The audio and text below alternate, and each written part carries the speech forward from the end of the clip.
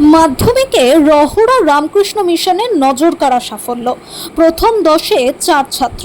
2026 সালের মাধ্যমিক পরীক্ষার ফলাফল আজ সকাল 10টায় বিদ্যাসাগর ভবনে সাংবাদিক সম্মেলনের মাধ্যমে প্রকাশ করে পশ্চিমবঙ্গ মধ্যশিক্ষা পর্ষদ। ফল প্রকাশের পরই রাজ্যের শিক্ষা মহলে নজর কেড়েছে রাহারা রামকৃষ্ণ মিশন বয়েজ হোমের সাফল্য। এবারের মাধ্যমিকে রাজ্যের প্রথম 10-এর মধ্যে স্থান করে নিয়েছেন এই প্রতিষ্ঠানের 4 জন ছাত্র। ষষ্ঠ স্থান অধিকার করেছে আদ্রিজ গোস্বামী। তার প্রাপ্ত নম্বর 692, শতাংশের হিসেবে 98.85%। সপ্তম স্থানে রয়েছে অনিশ দাস। তার প্রাপ্ত নম্বর 691, শতাংশের হিসেবে 98.71। নবম স্থান অধিকার করেছে সূর্যস্নাত বর্মন। তার প্রাপ্ত নম্বর 689, শতাংশের হিসেবে 98.42। এছাড়াও দশম স্থান অধিকার করেছে সৃজন দে সরকার। তার প্রাপ্ত নম্বর 688, শতাংশের হিসেবে 98.28। দীর্ঘদিন পর Rahara Ramakrishna mission boys home থেকে একসঙ্গে 4 জন ছাত্র রাজ্যের প্রথম 10-এ জায়গা করে নেওয়ায় খুশির আবহ গোটা স্কুল চত্বরে। শিক্ষক মহারাজ ও অভিভাবকদের মুখেও ফুটে উঠেছে আনন্দের হাসি। ছাত্রদের এই সাফল্যে গর্বিত সহপাঠীরাও। কৃতী ছাত্রদের মধ্যে 2 জন ভবিষ্যতে চিকিৎসক হওয়ার ইচ্ছা প্রকাশ করেছে। তাদের এই অসাধারণ সাফল্যে শুভেচ্ছা ও অভিনন্দন জানিয়েছেন সকলেই। আগামী দিনে তারা আরো বড় সাফল্য অর্জন করে রাজ্য দেশের মুখ উজ্জ্বল করুক, এমনটাই প্রত্যাশা। এটা তো আনন্দ একটা বটেই, সবাই মিলে আমরা আনন্দ সে উপভোগ করছি। শোনার পর থেকেই একটা আমাদের মধ্যে একটা আনন্দ, শিক্ষক আমরা যারা আছি বা ছাত্রদের মধ্যেও আনন্দের একটা জোয়ার বইছে। যে একসঙ্গে 4 জন 1 থেকে 10-এর মধ্যে র্যাঙ্ক আমাদের স্কুলে অনেকদিন হয়নি, 2026 সালে হয়েছে। এই ব্যাচটা প্রথম থেকেই ভালো পড়াশোনা করতে, সর্বোপরি কি ছাত্ররা বাড়িতে অভিভাবকদের কথা শুনেছে, এইটা আমাদের কাছে সব থেকে বড় সাফল্য। ছাত্ররা যদি অভিভাবকের কথা শুনে রুটিন অনুযায়ী পড়াশোনা না করে, পরিশ্রম যদি না করে, তাহলে কিন্তু এত বড় সাফল্য কোনোদিন আসতে পারে না। ছাত্ররা পরিশ্রমী, তারা বাবা মার কথা শুনেছে, তার জন্য এত বড় সাফল্য। খুশি হয়েছেন? আমি তো খুশি হয়েছি এবং সঙ্গে সঙ্গে আমাদের পূজনীয় সেক্রেটারি মহারাজকেও জানালাম। 1 থেকে 10-এর মধ্যে ডিক্লেয়ার হয়ে যাওয়ার পর থেকে মহারাজকে জানালাম। মহারাজ তো জেনে বলছেন যে কতজন, বারবার জিজ্ঞাসা করছেন 4 জন 4 জন, এই যে একসঙ্গে 4 জন র্যাঙ্ক করবে, যেন আমাদের পূজনীয় সেক্রেটারি মহারাজও যেন বিশ্বাস করতে পারছেন না। মানে তার মধ্যে যে কতটা আনন্দ, হয়তো তিনি সেটা অনুভব করতে পেরেছেন একটা স্কুলের সেক্রেটারি হয়ে। তো হেডমাস্টার হয়ে আমি তো সেটা আনন্দ উপভোগ করছি। বিশেষ করে অভিভাবকরা এসেছেন, 4 জন ছাত্র 4 জন ছাত্র অভিভাবক এসেছেন, এটা সব থেকে পাওনা আমাদের কাছে। আর অভিভাবকরা আমি যখন যেমন বলেছি, তারা কিন্তু আমাকে একটা বেশ ভালো একটা আশ্বাস দিয়েছে। পরীক্ষা দিয়েছে কেমন হচ্ছে, যে মহারাজ ভালো হয়েছে ভালো হয়েছে, পরীক্ষা দেওয়ার আগে দেখুন এদের প্রতি একটা প্রত্যাশা কেন না পড়ছে পড়ছে। এই যে অভিভাবকরা যে ছাত্রদের সঙ্গে লেগে আছে, এটা যে আমি জেনেছি পরীক্ষার আগে পরীক্ষার পরে, এইটা আমার কাছে একটা বড় পাওনা। মহারাজ কিভাবে ওদেরকে গাইড করতেন? গাইড বলতে দেখুন, আমাদের তো অভিজ্ঞ শিক্ষক মহাশয় আছেন, প্রত্যেকটা স্কুলে থাকেন। আমাদের স্কুলে অভিজ্ঞ শিক্ষক মহাশয় আছেন। কথায় কথা ভুল হতো, সেই ভুলটা শিক্ষক মহাশয়রা বলে দিতেন। আর আমি তো যেমন শুধু আমার উৎসাহ দেওয়া ছাড়া ওদের সাবজেক্ট দিক থেকে আমি কোনো সাহায্য করিনি, আমাদের শিক্ষক মহাশয়রা করেছেন।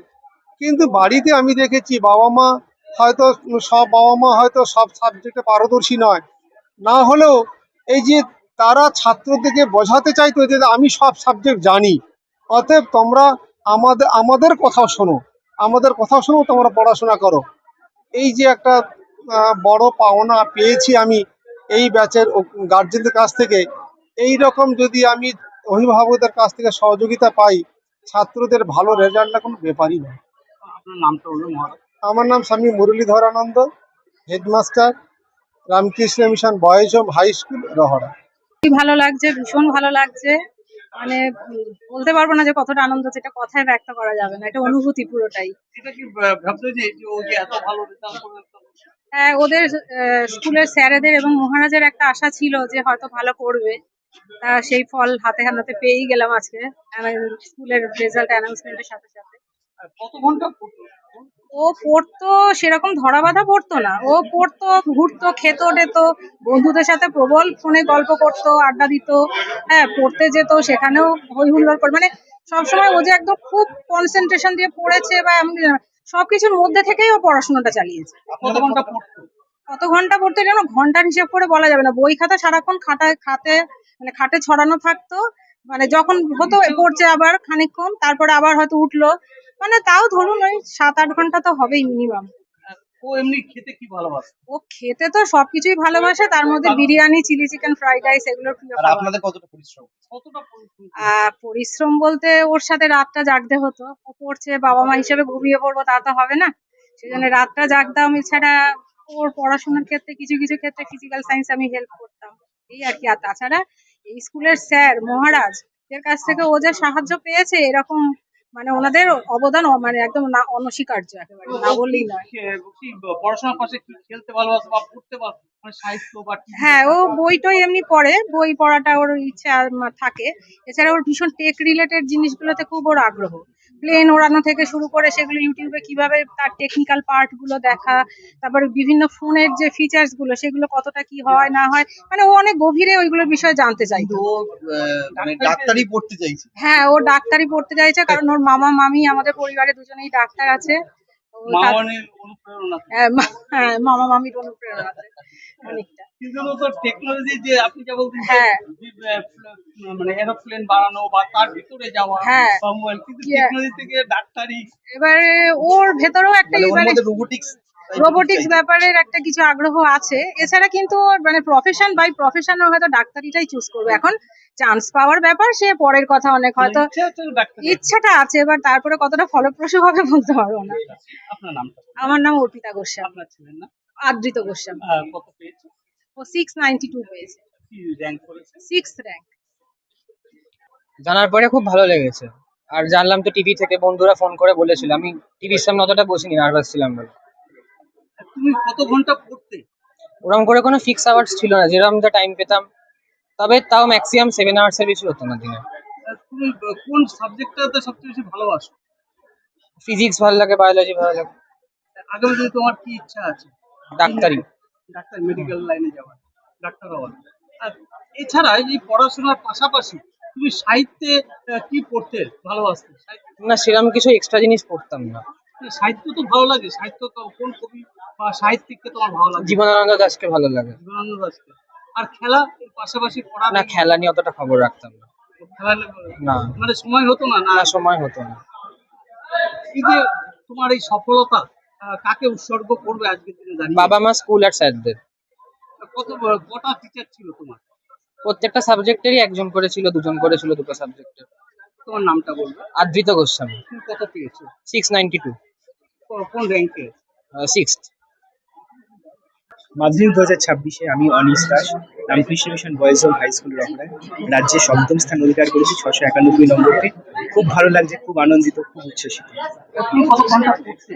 এরকম কোনো ফিক্সড বাউন্ডারি বা বাধা ধরার নিয়ম ছিল না এতক্ষণই করতে হবে, বা স্টাডি টেবিলে যতটা সময় দিচ্ছি ততটাই যে আমার পড়াশোনার সময় সেরকম নয়। মোটামুটি সারাক্ষণই নিজেকে পড়াশোনার মধ্যে এঙ্গেজ রাখতাম, সেটা পড়ার টেবিলে হোক কি না হোক। তুমি এই পড়াশোনার পাশাপাশি কি পড়তে ভালোবাসো? সাহিত্য, তাকে কোন সাহিত্যের পড়তে ভালো লাগে? সাহিত্যিককে ভালো লাগে? কবি, সাহিত্যিক? সত্যজিৎ রায়ের লেখা প্রফেসর শঙ্কু খুব ভালো লাগে। প্রফেসর শঙ্কু নানান গল্প পড়েছি। প্রফেসর শঙ্কু ও এলডোরাডো, প্রফেসর শঙ্কু আশ্চর্য পুতুল খুব ভালো লাগে। তুমি খেলাধুলা কোন খেলা ভালোবাসো? ক্রিকেট ভালোবাসতাম।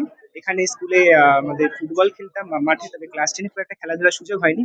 তবে ক্রিকেট খুব ভালো লাগে, এবং এছাড়া আমি চেস। ক্রিকেট খেলা দেখতে? ইয়েস, এখনো দেখি। এখনো দেখো? হ্যাঁ। আর এই যে সফলতা, এটা কাকে উৎসর্গ করবে? আমার পরিবারে যারা আছেন, বাবা মা, ঠাকুমা, দিদি, এবং আমাদের স্কুলের হেডমাস্টার মহারাজ, এছাড়া আমার স্কুলের শিক্ষক মহাশয় এবং সমস্ত শিক্ষক মহাশয়দের, আমার আত্মীয়দের উৎসর্গ করছি। তুমি মানে কটা শিক্ষক ছিল তোমার? আমার 7টা বিষয়, তবে 6টা বিষয়ের আলাদাভাবে পড়াশোনা করতাম শিক্ষক মহাশয়দের কাছে। অঙ্কের জন্য বাবা দেখিয়ে দিতেন, এবং প্রয়োজনে স্কুলের শিক্ষক মহাশয়দের কাছে যখন যেভাবে সাহায্য চেয়েছি সেভাবে পেয়েছি। খুব খুশি, তাই জন্য কখনো তারা বিমুখ করেনি। এরপরে তোমার কি ইচ্ছা আছে, কোন দিকে যাবে, কোন কি নিয়ে পড়তে হবে? আমার ডাক্তারি করার ইচ্ছা আছে, মেডিকেল লাইনে যেতে চাই। তোর নামটা বলো। অনিশ দাস, তুমি কত পেয়েছো? 691, কি র্যাঙ্ক করবে? 7th। উচ্চ মাধ্যমিক বিদ্যালয় রহরার এবছর মাধ্যমিকের যে ফল প্রকাশ হয়েছে তাতে স্টেট র্যাঙ্ক আমাদের বিদ্যালয় থেকে 4জন হয়েছে। ষষ্ঠ স্থান অধিকার করেছে আদৃত গোস্বামী, 692 পেয়েছে, পার্সেন্টেজের হিসাবে 98.85%। সেভেন্থ হয়েছে অনিশ দাস, 691, শতকরা হিসাব 98.71%। নাইন্থ হয়েছে সূর্যস্নাত বর্মন, 689, শতকরা হিসেবে 98.42%। এবং দশম হয়েছে সৃজন দে সরকার, 688, 98.28%। আমাদের বিদ্যালয়ের এই সফলতার প্রথম এবং প্রধান কারণ হচ্ছে ডিসিপ্লিন। আমরা সব সময় এগিয়ে রাখি ডিসিপ্লিনটাকে। তারপর তো সময়ানুবর্তিতা, নিয়মানুবর্তিতা এবং প্রত্যেক দিনের কাজটা প্রত্যেক দিন করানো হয়।